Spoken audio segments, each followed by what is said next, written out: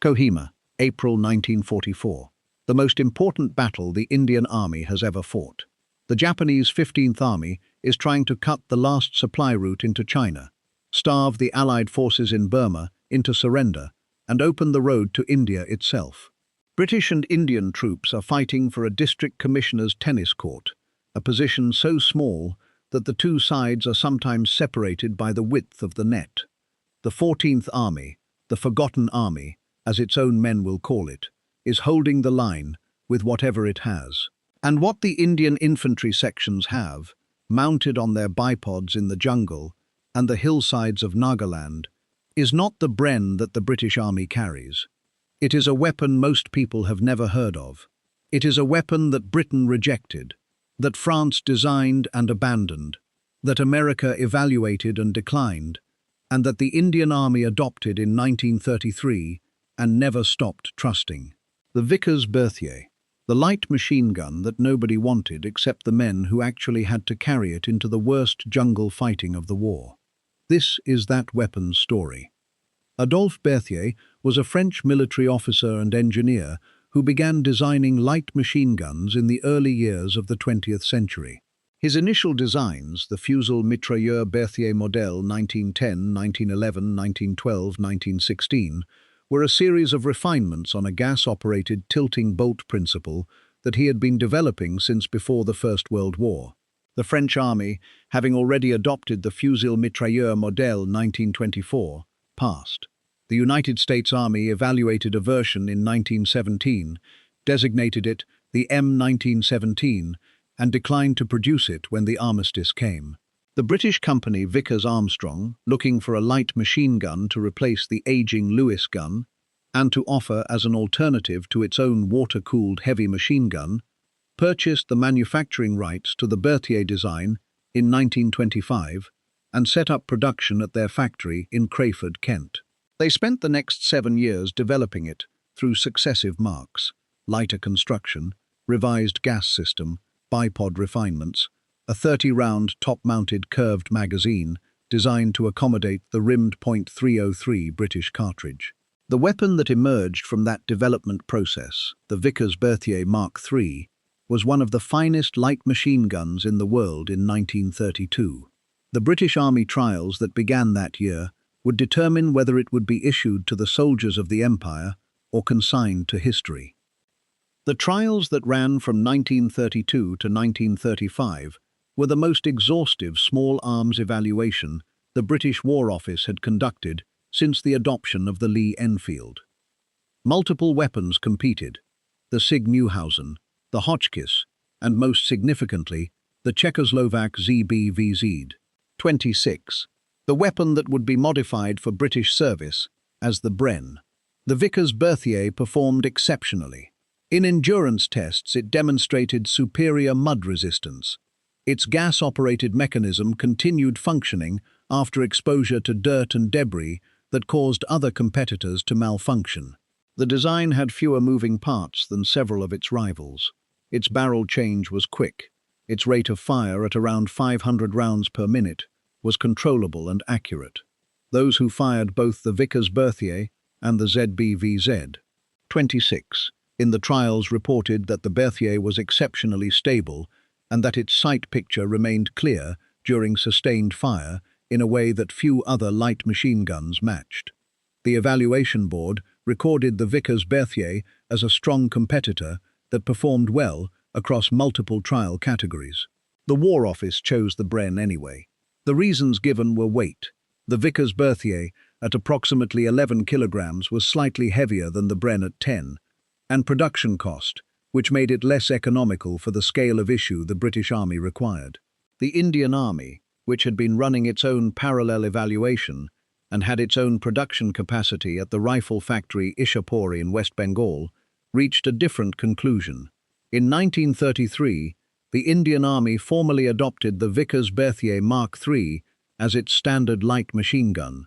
Production at Ishapore began immediately. By early 1935, deployment to Indian cavalry units was complete. The weapon Britain had rejected was being manufactured in India for Indian soldiers who had decided, independently and with full knowledge of the trial results, that this was the gun they wanted. The Ishapore production decision was significant beyond the immediate procurement question. The rifle factory Ishapore was one of the oldest and most capable arms manufacturing facilities in Asia, established in 1804 and expanded through successive decades of British Indian military development. Choosing to produce the Vickers-Berthier there rather than import the Bren from British factories was a statement about self-sufficiency as much as it was a statement about the weapon itself. The Indian Army was not simply buying a gun, it was building a supply chain, a maintenance infrastructure, a body of institutional knowledge around a weapon that it could produce, repair, and develop without depending on British factories that might, in wartime, be fully occupied with other priorities.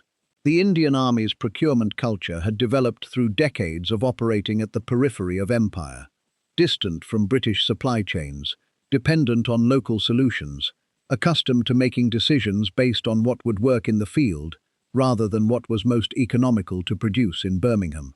That culture produced a different kind of judgment than the War Office applied. The War Office evaluated weapons against the needs of a conscript army fighting in temperate European terrain.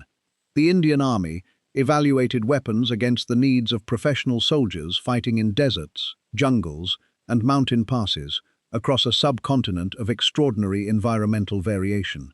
The Vickers-Berthier passed the Indian Army's test. The Bren passed the War Office's. Both institutions were right about the weapon that suited their purpose. That foresight proved prescient.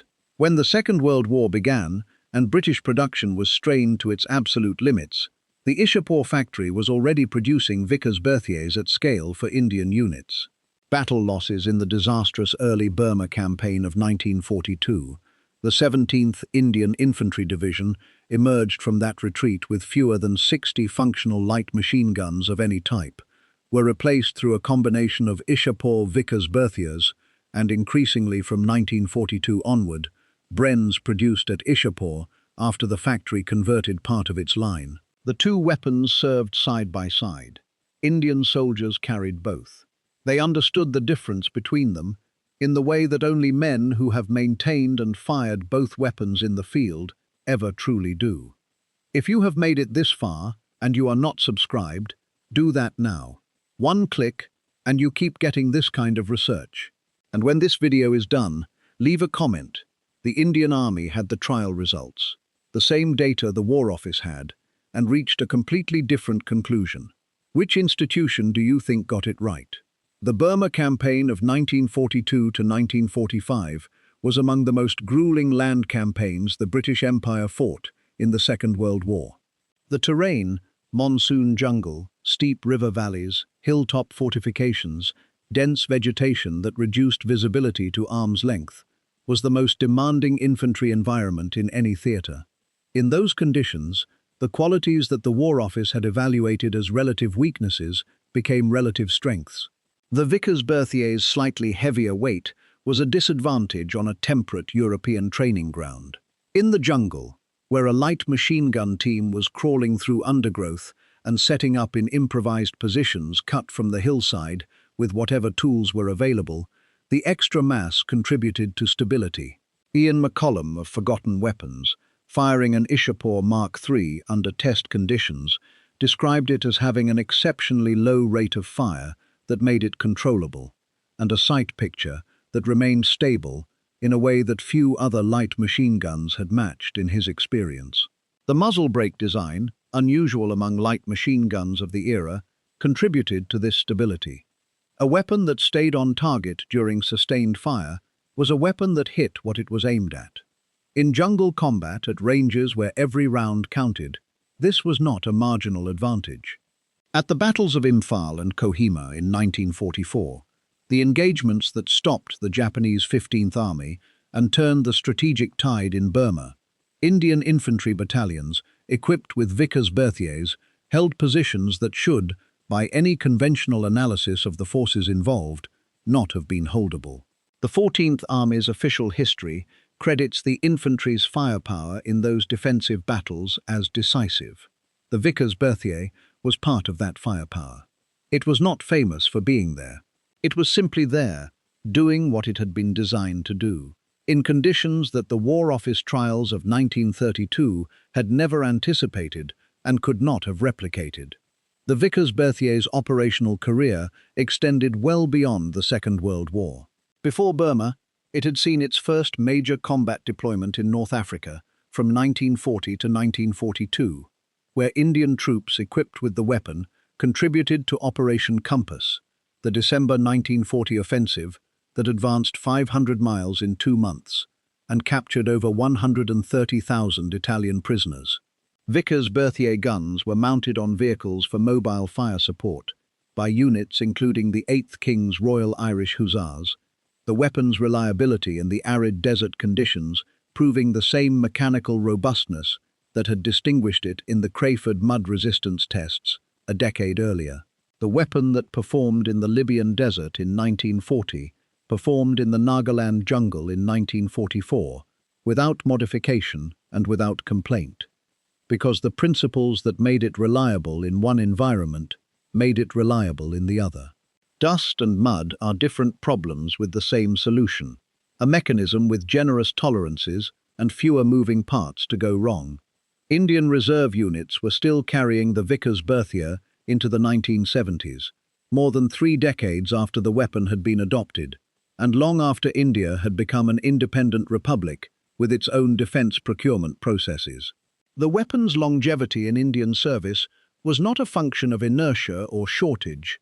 It was a function of the same judgment that had led the Indian Army to adopt it in 1933, the assessment that for the specific conditions and requirements of Indian infantry, this weapon continued to do what was needed. Adolphe Berthier's original design, bought by Vickers, refined through successive marks, rejected by France, declined by the United States, passed over by the British Army, and adopted by the Indian Army, had outlasted the war, the British Empire, and the colonial military structure that had created it. The gun that nobody wanted became the gun that India kept. The jungle proved what the trials could not. The men who carried it through Kohima and Imphal had made that verdict available for anyone willing to look. Most people never looked. The weapon carried on anyway, which is, in the end, the only response that matters.